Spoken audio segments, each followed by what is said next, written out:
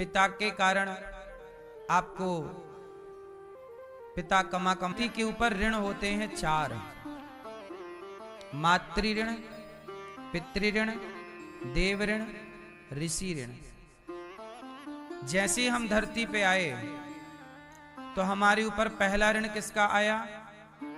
माँ का। क्यों? माँ ने हमें पेट में जगह दी, हमारे लिए दर्द सहा, हमारे लिए अपनी नींदें खराब की। पहला ऋण किसका है आपके ऊपर? मेरे ऊपर भी, आपके ऊपर भी, स्त्री के ऊपर भी, पुरुष के ऊपर भी। मातृ ऋण। दूसरा ऋण है पितृ ऋण। पिता, पिता के कारण आपको पिता कमा कमा के लाता है और पूरी दौलत इकट्ठी करता है और आखिरी में वही दौलत अपने बेटे को दे करके चला जाता है। पिता कमा कमा के खिलाता है, आपकी पढ़ाई लिखाई में सहयोग करता है। पितृ ऋण।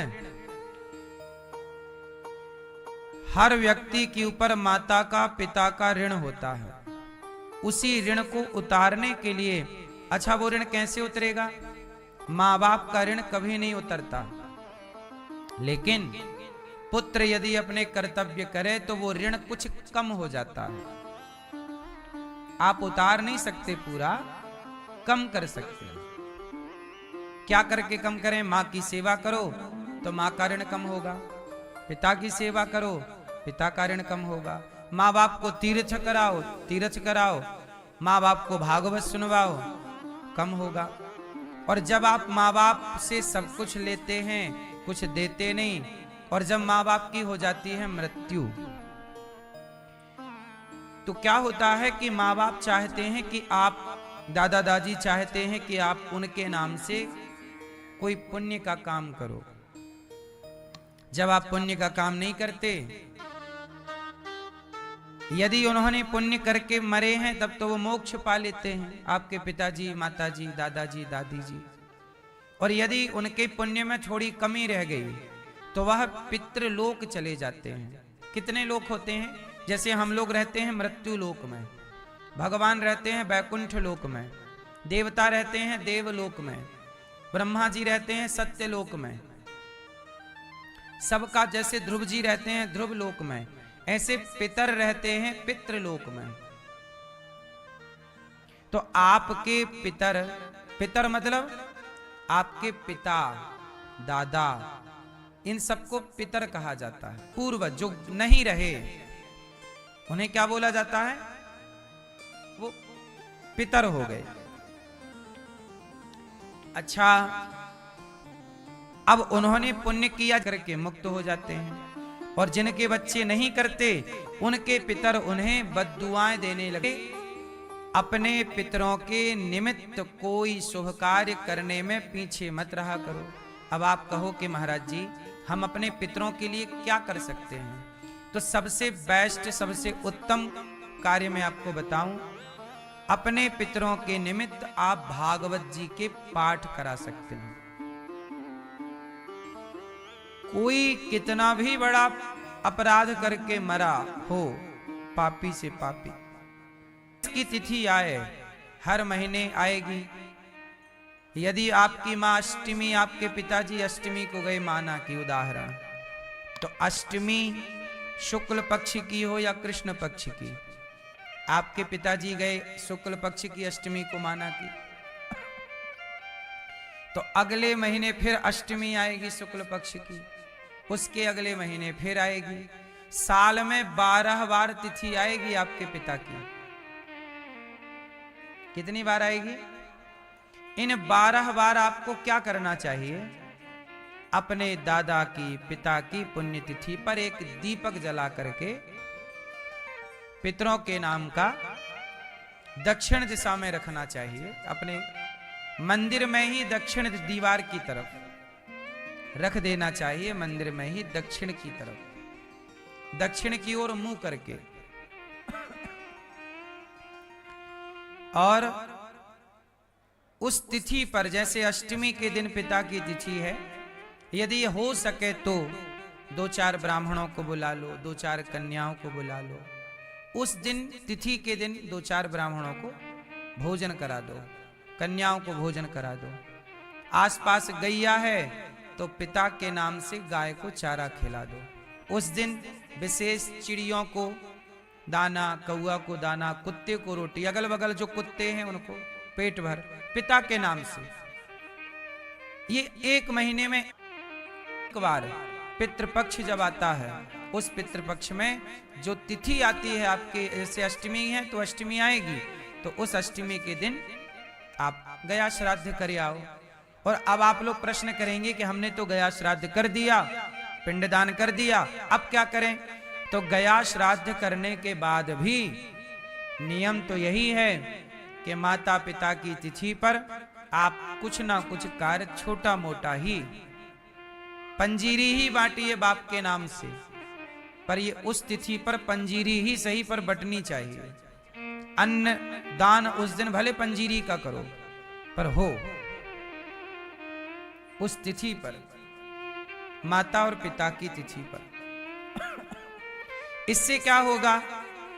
इससे आपके पितरों की परम गति होगी, पितृ दोष नहीं होगा, और साल में 1 बार, जीवन में 1 बार भागवत जी के पोथी पाठ करवा ली अपने माता पिता के नाम से, उससे आपका जीवन बेहतर होगा।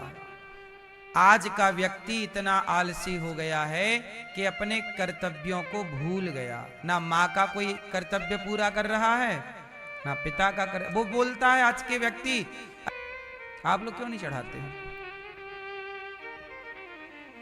रोज चढ़ाओ। अच्छा, सूर्य भगवान प्रकाश रोज देते हैं कि कभी कभी? विटामिन डी कहां से आता है?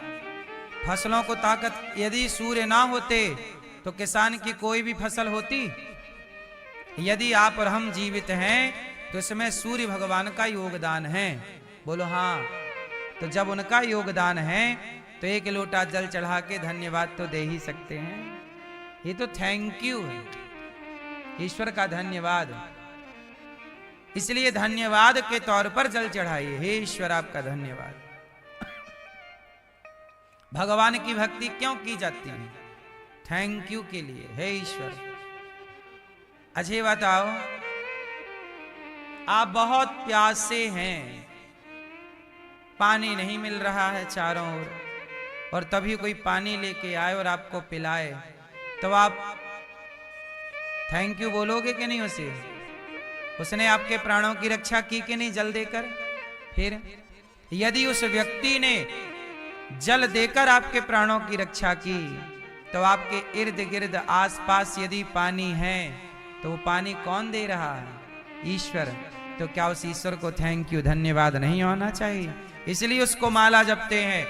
1 माला जपो, 10 माला जपो, 20 माला जपो। माला इसलिए कि हे ईश्वर, श्रीमन्नारायण श्रीमन्नारायण। माला जप रहे हैं, काहे माला जप रहे हो?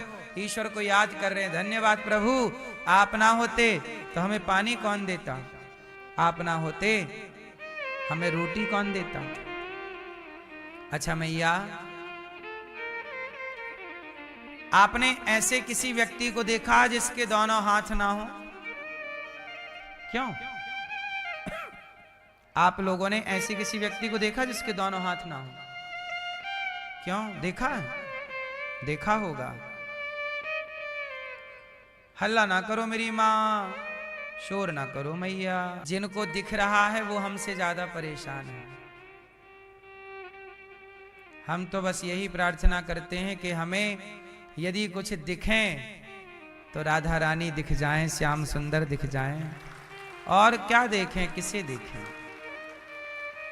जरा सोचिए, आप उनकी आंखें नहीं हैं, आपकी आंखें हैं। आप सब देख सकते हैं, वो नहीं देख सकते।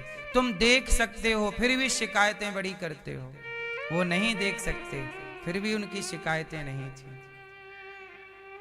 आपकी आंखें हैं, आपने इतना कुछ देखा है,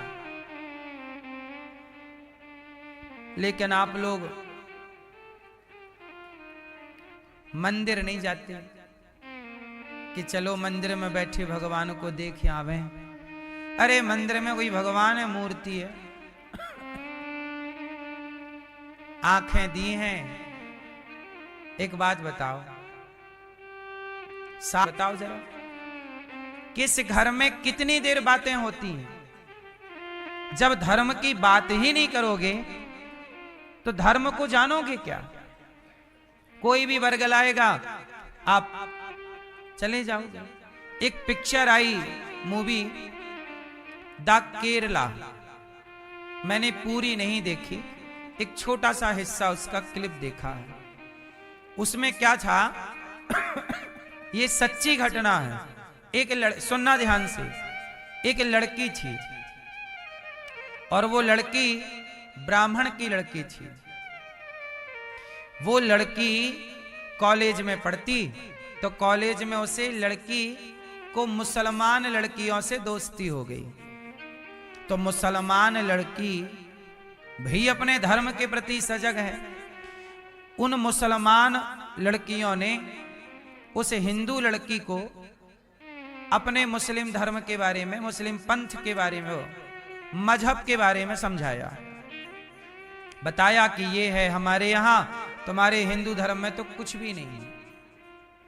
हिंदू से तोड़ा और मुसलमान से जोड़ा।